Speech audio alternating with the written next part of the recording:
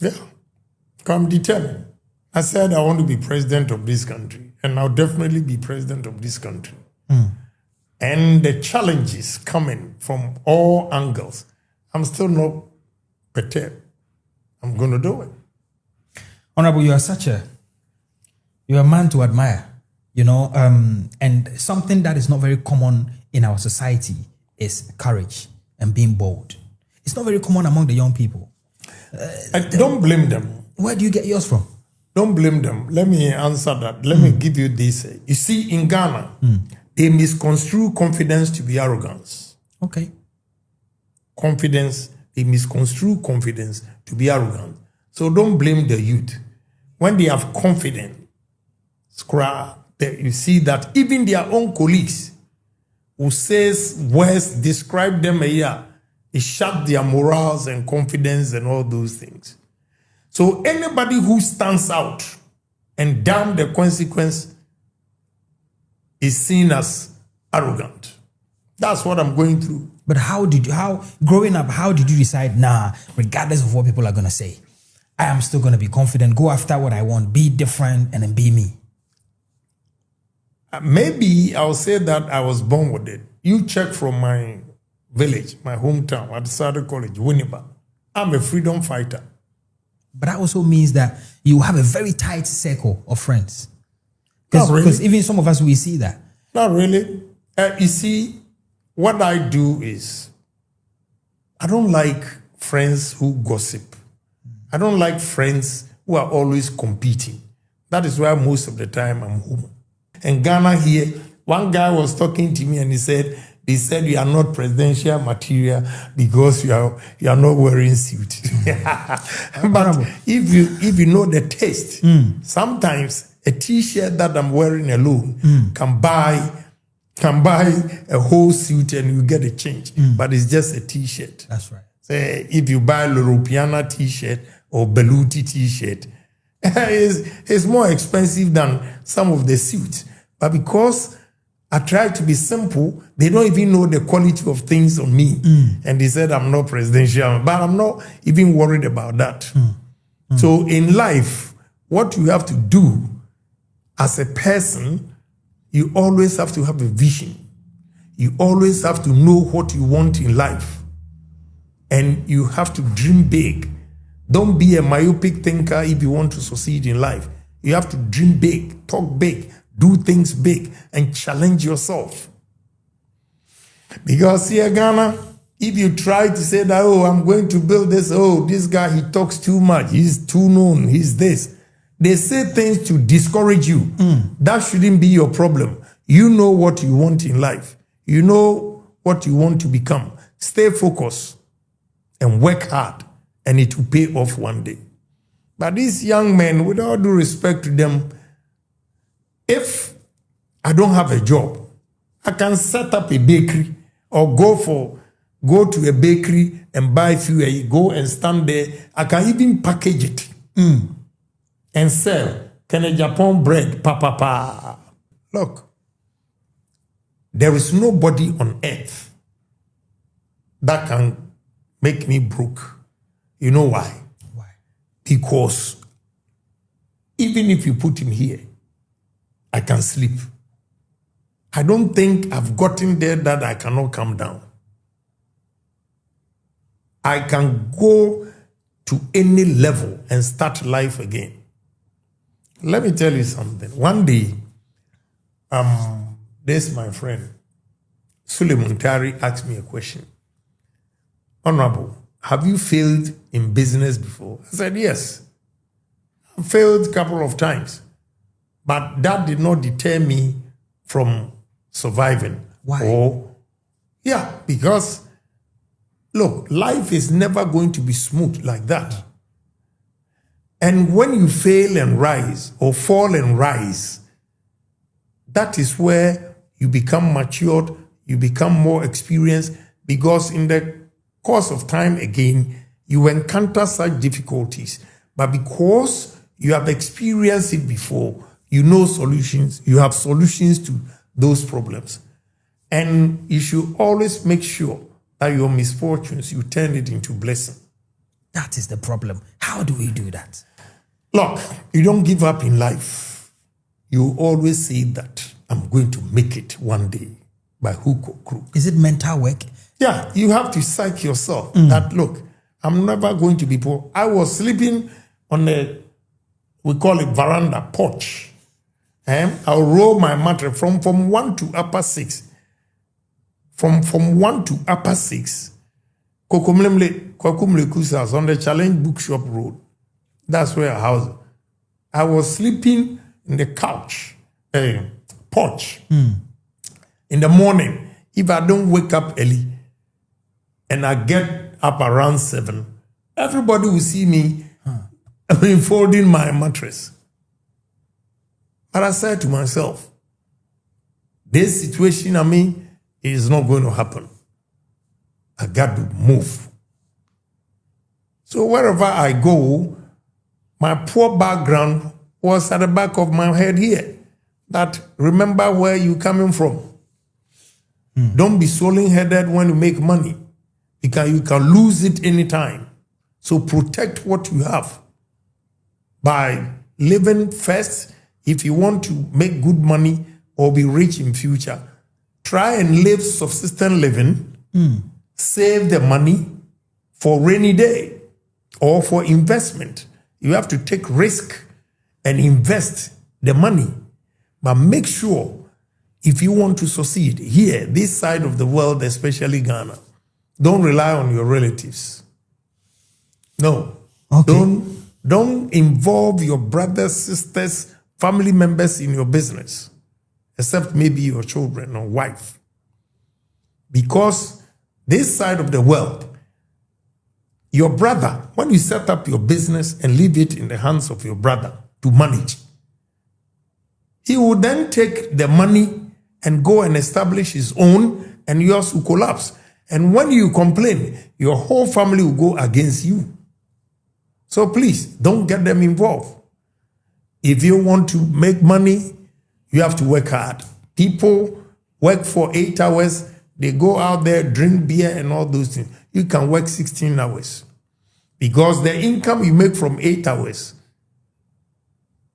let me tell you something. A professional who makes, say, $500 or $1,000 a week, a taxi driver like myself, okay, who doesn't have any degree or whatever, I can put in more hours. He works for 8 hours and make $1,000. I can work 16 hours and make $1,000. So you have to be hardworking. And sometimes people are content with what they have. They are content with what they have. I say that such people are sometimes myopic thinkers. Okay. They are not dreamers. They have no foresight. Instead of challenging yourself, they just become content. They buy luxury cars here and there. If you see me buying luxury cars and you want to buy luxury car, do you know my worth? You don't keep up with the Joneses. Just manage the little you have, invest it. A time will come that when you are spending, you don't even feel it. But the young men and women coming is like competition. Oh, Joe has this. Oh, I can do it. I'm also going to buy it. You are not competing with anybody. You know what you want in life. Stay focused.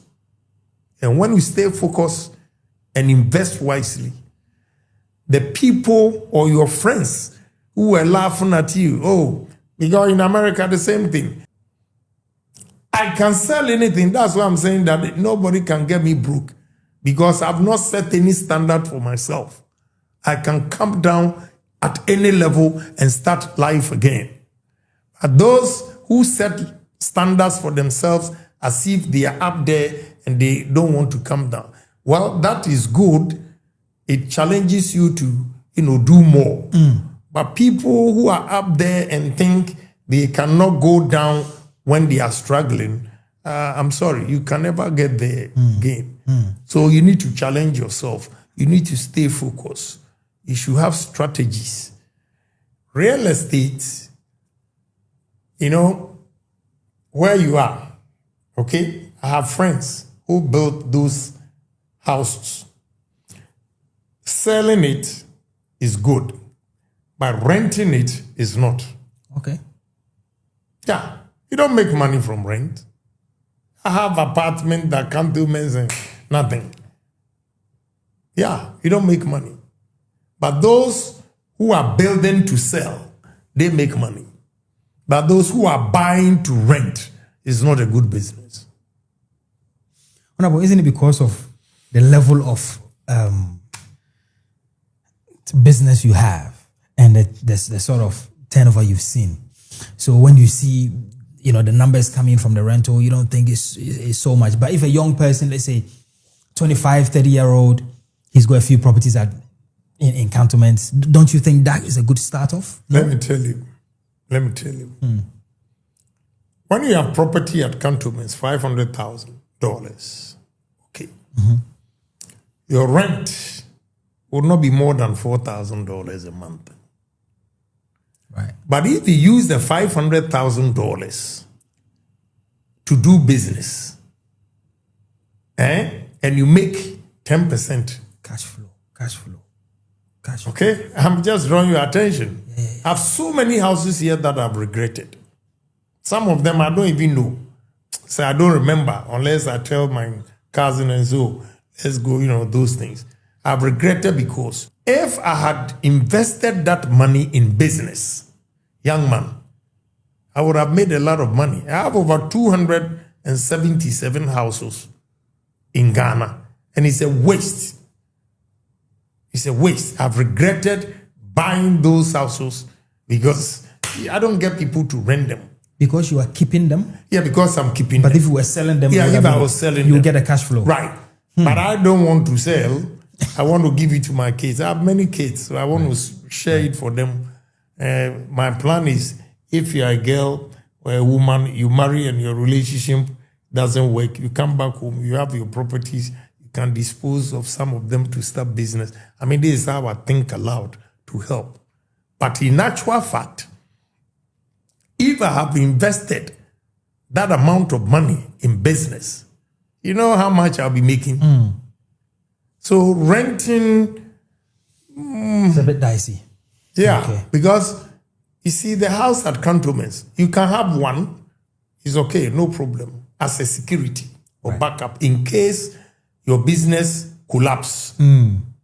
Your property becomes a fallback that you can dispose of.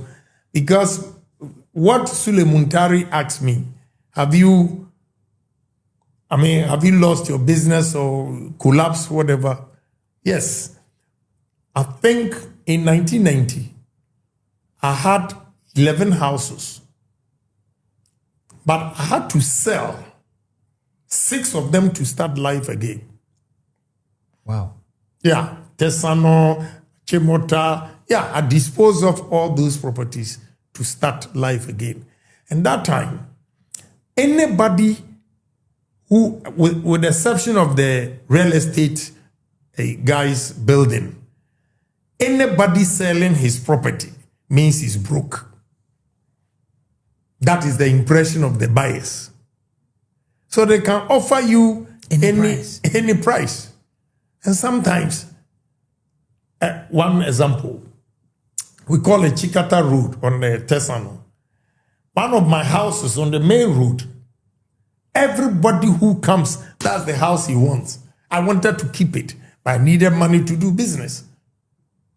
So I had to dispose of it.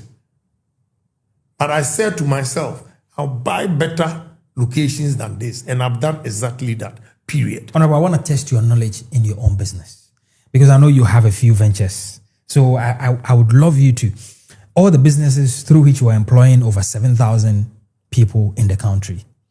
Can you take me through some of the names, if you remember them? Yeah, I can take you. Okay. When you go to the media, you have the Ken City Media. Yep. You have Netu TV, Oman FM, Ash FM, and NAP Radio. Okay. When you go to the coastal, you have Asempa, Adishiman, Adipa, Agwinipa. That gives you 61,000 tons. I have steel plant. and I'm trying to buy another one. I have equipment, heavy-duty equipment, ADTs for mining companies called Coastline Logistics. Okay, I have the Platinum Plastics. I have companies that deals with electricity, cables, street lights, and all those things. Hibis, Magnolia, Cactus, all of them are there. But you might not even know that is for me. Okay, so I have about, in total, 16 companies. How do you manage all of these? If you know where I'm coming from, you will not ask this simple question. I don't want to go back to where I was before. So I'm always thinking about it. Wow. You know, thinking about the business. Wow. Thinking about the business. You know. I kind of have the answer to this question, but I still want to ask you because coming from you would be much better. What legacy do you want the young and the average Ghanaian to remember you for? Legacy. There was one politician who was a businessman that created job opportunities for the youth of his country. Wow. And there's kind of circles we have most in Ghana here. They are just negative competition. People, they are friends, but they are competing among themselves. I'm richer than you. You are poorer than this. You know, I don't have the patience for that. So I always stay away from these kind of associations and all those things. Honorable, as an entrepreneur, what are you most proud of? Oh, in general, to be an entrepreneur is very exciting. What I'm proud of is when I look at where I was born, my village and everything, and I go to my business and see the number of people that are employed, it's self-gratifying. And sometimes I say to myself, AGYAPONG, why are they?